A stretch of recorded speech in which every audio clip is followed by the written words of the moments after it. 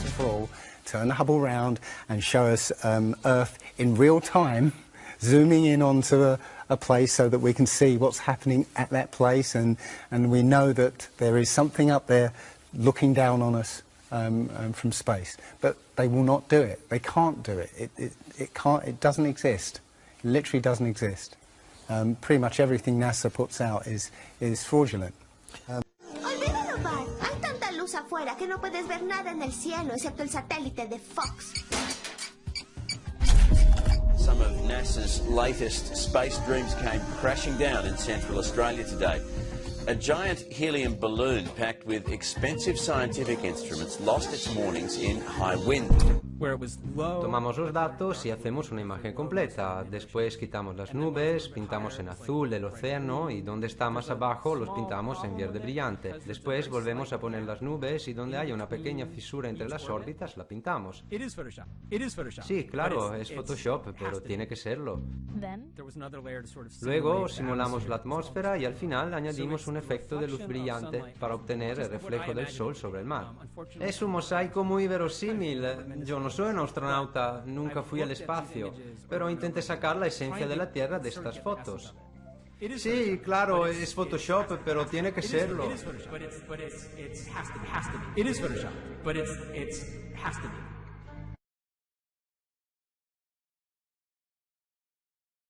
Nobody has actually really gone all the way across Antarctica. Yeah. Now there are millionaires out there who could, you know, assemble the resources to make an expedition and completely, you know, go across and chart Antarctica and make a name for themselves, being the first person to do that. Yeah. But nobody ever does. If a pilot is flying around the curve of the Earth, then he should be dipping the nose down. Every 5 minutes he should be dipping the nose down to stay around the curve. But the thing that really got me interested was, as you say, the gyroscope. In a plane there is an artificial horizon, okay, and it's based on a gyroscope. And if you spin a gyroscope on a surface, it will want to stay upright. You can twist and tilt the surface as much as you like. The gyroscope will stay upright. So if a plane has a gyroscope and it starts following the curve of the Earth, the gyroscope would stay upright, which means the artificial horizon will start to roll backwards. But it doesn't. That's absolute proof that a plane flies over a flat surface rather than a curved one. Because I asked the pilot on my last flight, you know, do you ever notice the artificial horizon rolling backwards? He said, no, but the artificial horizon has complex electronics in it to make sure it knows where it is on the Earth and it compensates. But I went to the manufacturer of the artificial horizon and they confirmed to me that it's completely mechanical, nothing electronic in it whatsoever. So it's literally just a gyroscope that can freely move. So that right there is proof to me that you know, planes fly over a plane. Neil deGrasse Tyson, who's a leading astronomer in America, tells us that the Earth is not a perfect circle. But not only that, a little chubbier. It's slightly wider below the equator than above the equator. So it turns out the pear-shaped, chubby is a good word. It's like pear-shaped. Is so big like pear-shaped. Is so big like pear-shaped. Is so bigger. Pues que si pudiera suponer que el universo es plano, y cada vez hay más datos astronómicos que demuestran que es más bien plano. What you find is that they create a universe that is perfectly flat. Flat. It is actually an oblate spheroid. It's squashed and wider at the equator. Yeah. So. Znači po stesnet je na polovite, a po širok je na ekvatoru. Exactly. So my question to him would be, why is there land at the equator? Because water will move more readily than rock. So if the Earth is spinning, the water will be collected at the equator. I mean, if you spin a wet tennis ball, the water shoots off at the equator, essentially. So all the water will be gathered around the equator. So why is there land at the equator? Doesn't make any sense. And it seems that nobody's ever on the space shuttle. And the proof of that is the Challenger disaster. In, I believe it's 1986, the Challenger exploded just after takeoff and killed 7 astronauts. But it turns out that 6 of the astronauts are still alive, and most of them are using their original names. And you can find pictures of them. They're using the same names, and they're doing ordinary jobs now. Teachers, lecturers, lawyers, whatever. But they're still alive. And you can see whenever the space shuttle lands, you can hear it. It's a loud jet engine. That's it. It's not a glider. In my video, I show you a glider, how that seems, and then I show you the space shuttle. And yeah, it's not a glider. It's an aircraft. And that's what they're fooling us. They're taking billions of dollars in and giving us images and fake planes for that 10 billion, you know, however many billions of dollars it is.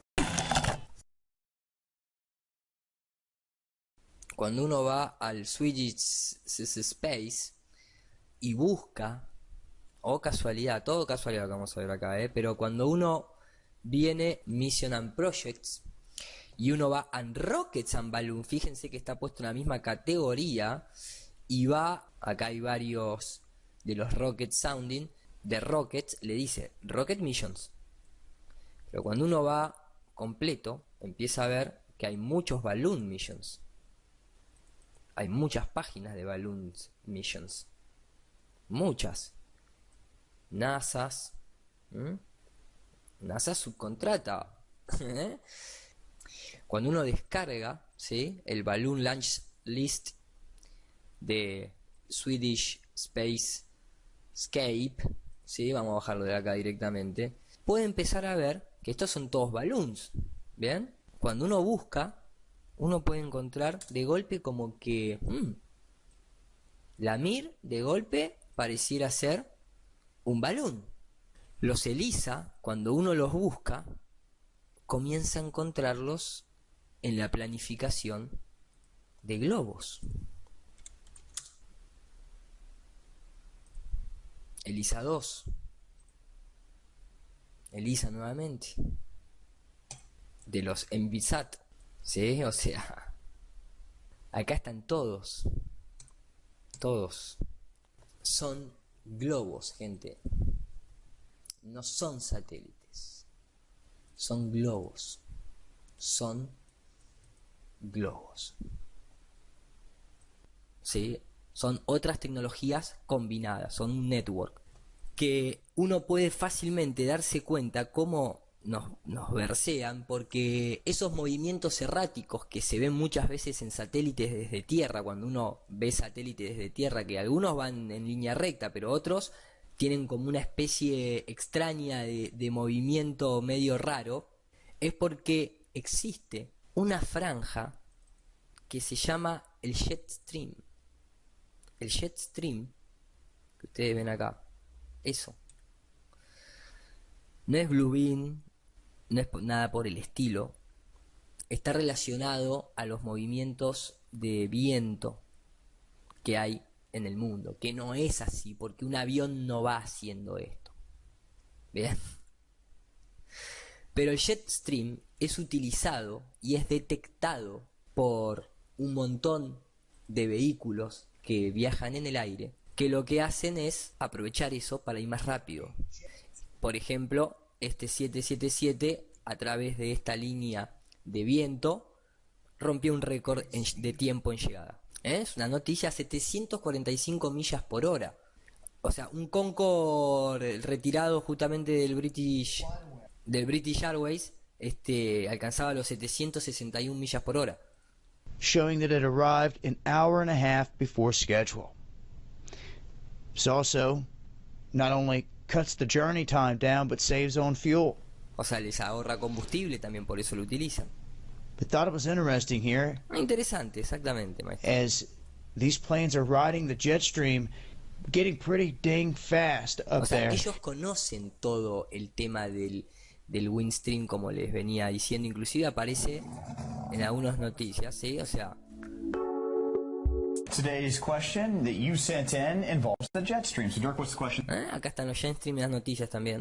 Well, the question comes from Shelby from Newcastle, and her question is, it's a simple one, is Viene desde Newcastle y es muy sencilla. just why is a jet stream called the jet stream? ¿Por qué un jetstream se llama So jetstream? the simple answer is, it's a stream of air that Es una línea de viento, de aire, que se mueve más rápido que el aire que lo rodea. surrounding air, but of course we're not going to leave it at that. We have Pero a no lot lo more vamos to a talk dejar ahí, about as far tenemos as the más jet para stream is concerned, contarles. because it's an important feature with our weather Es algo importante cuando se refiere that we al have. Now, clima. here's a definition: a fast-flowing current of air Acá hay una located definición rápida, ¿no? anywhere from 5 to 7 miles above the surface of the Earth. That's the jet stream Más o that we menos.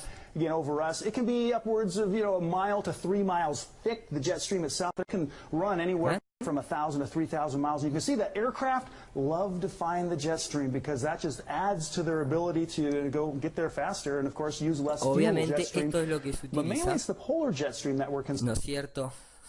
Esto que acá te lo muestran así, nosotros sabemos, eso no es tan así, ¿eh? Eso también tiene que ver con un modelo de una Tierra plana. Lógicamente puede ser mapeado en un planisferio, ¿no? Porque no es simplemente que tenga que ser sí o sí esférica la Tierra. O bueno, o lo podemos reproducir en un... esto es una proyección, ¿sí? La equidistante. Equidistante en realidad significa que la distorsión que hay ahí es igual a cuando se ve bien. Esta clase de grilla en el cual se deforma, en realidad está compensando, por eso se llama equidistante. Y acá empiezan a explicar, y ahí es donde viajan, y es por este motivo que nosotros encontramos movimientos erráticos en un montón de satélites. Incluso acá es donde entra en juego nuevamente el plan B. Siempre que veamos esto, nos van a contar de que es un avistamiento ovni, ¿sí? Por ejemplo, acá vemos, ¿no? Cómo aparecen esos puntitos ahí. Ahora, fíjense, ¿por qué se piensan que van a la misma velocidad? ¿Porque se pusieron todos de acuerdo? No, van a la misma velocidad y van en esta franja porque cuando se lanzan estos globos se coordinan y van en la misma velocidad porque van por el mismo jet stream. ¿Bien? Se ve en rojo porque está en un atardecer, pero les puedo poner otro que también saqué de todos estos que se hablan de ovnis, los Skywatch Sessions, y acá se ve, ¿no? Otro más que sube, va por un jet stream. No es que está subiendo, la persona está en el cenit, básicamente está muy por debajo de donde le está pasando. Acá lo acelera. ¿Por qué lo acelera la persona? Porque muestra el recorrido que está haciendo. Ahí viene otro manteniendo la misma línea, la misma distancia, y lo acelera porque está podrido, y si fuese un ovni o un satélite estaría viajando muy despacio. Entonces lo acelera como para ponerle un poquito de onda al video, porque si no la gente se le queda dormida. Dura 13 minutos, imagínense. Acá vemos otro que van a ir en la misma órbita para terminar chocando en algún momento, tal vez. Y, uy, ahí le pasó a este, guarda, guarda. Acá vemos otro, este que puede ser claramente, fíjense que cuando hace zoom, se parece a uno de esos globos de alta presurización, tipo boide, ovalado. Y acá cuando hace un zoom out, justo viene un avión, por el jet stream. No todo eso es chemtrail. Bueno, ya lo hablamos, ¿no? Pero viene por un jet stream. Estos son los satélites, muchachos. A esa altura, por eso se puede ver a simple vista cuando no está en el campo. El resto lo hace la mente. La imaginación de la mente es la que produce que esto pareciera tener, cuando uno está viendo un punto blanco, que supuestamente tiene los paneles solares y supuestamente tiene la cámara y supuestamente tiene esa forma que tienen los satélites, básicamente. Por eso es tan importante conocer todos estos temas, porque bueno, ahí pueden verse cómo va justamente por ese jet stream. Entender que la Tierra no es esférica abre las claves a muchas cosas y te saca justamente de un montón. Bien algo, o sea, para la gente común existen globos con una presurización, pero para gente que está en todo esto y que saben que hay que mantener ocultos ciertas verdades, existe otro tipo de hecho, existe un método, ¿sí? Acá lo podemos ver. Acá van los zero pressure balloon a esta altitud, pero acá van los super pressure balloon.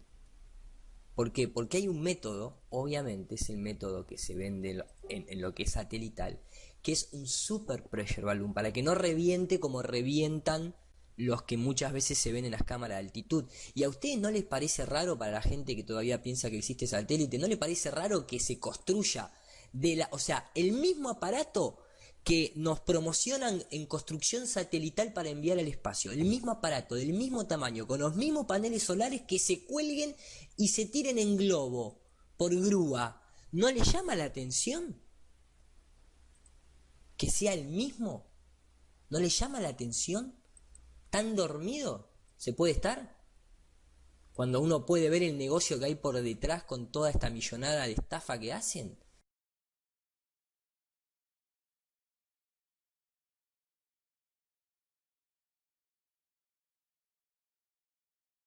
It's easy.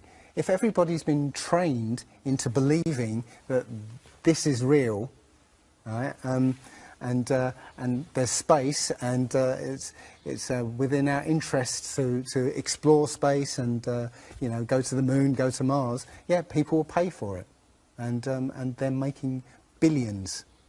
And yeah, there's more to it, because I believe there's a big deception coming. And it's to do with aliens, because people believe there are aliens out there. So they've prepared us for an alien invasion or an alien saviour.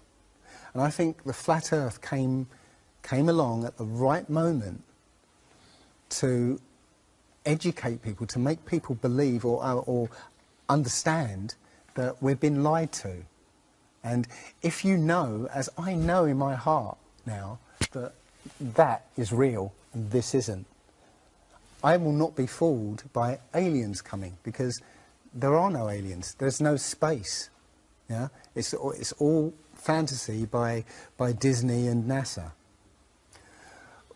Well, the Bible has a very, very clear view of what this place is, and it matches that place more than it matches this. Okay, and what it says is the great deep is under it, just water. It's just deep water, and above the firmament is water.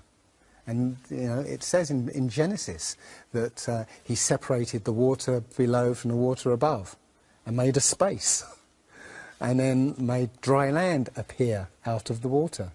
So what's under the flat Earth? Well, it's water, and it just goes on.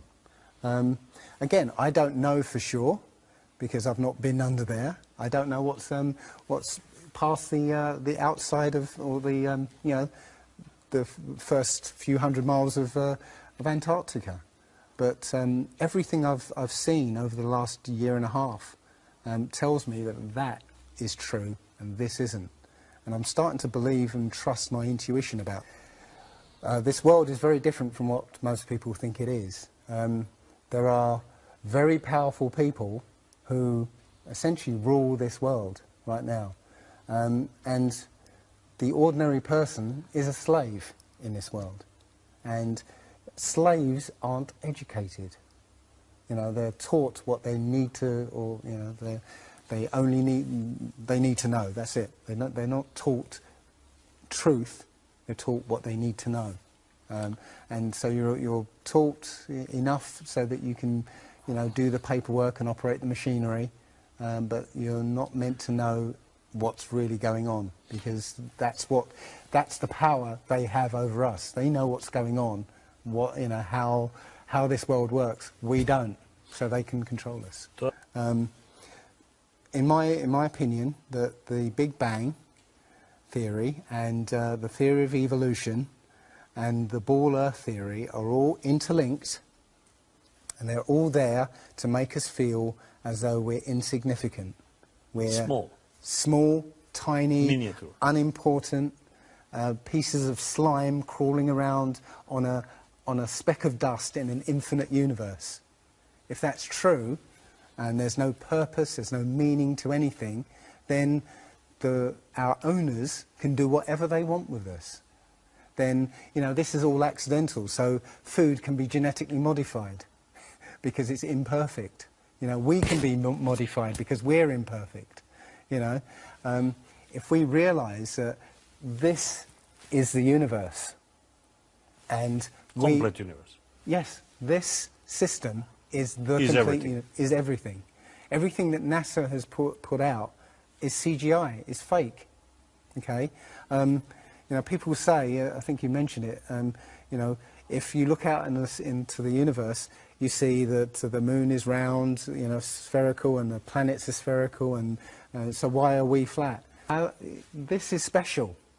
You know, so why? It's like saying a basketball is round, so why isn't the court round? You know, it's a fallacy. So this idea of a ball Earth, theory of evolution, the Big Bang, is all about making us feel nothing, so that we can be used. If everybody realised how special we all are, how unique every single life is, then this whole world will change overnight. So if we all realise that, then we wouldn't allow all these things that are going on. It's all about control. There are a small group of people who want to control the world, and because there's so many of us out there, you know, they can't control us directly. They can't, you know, this small group of people can't, you know, come round to all of us and control us directly. So they must use our own minds, our own hearts and minds against ourselves. And this is what they've done. They've educated us into this world, into this globe spinning, you know, heliocentric Big Bang evolution world, which makes us nothing. Yeah. This is what I think. It's the truth, and we recognise the truth when we hear it, and you know, we feel it, and this again, I believe, has come at the exact right time.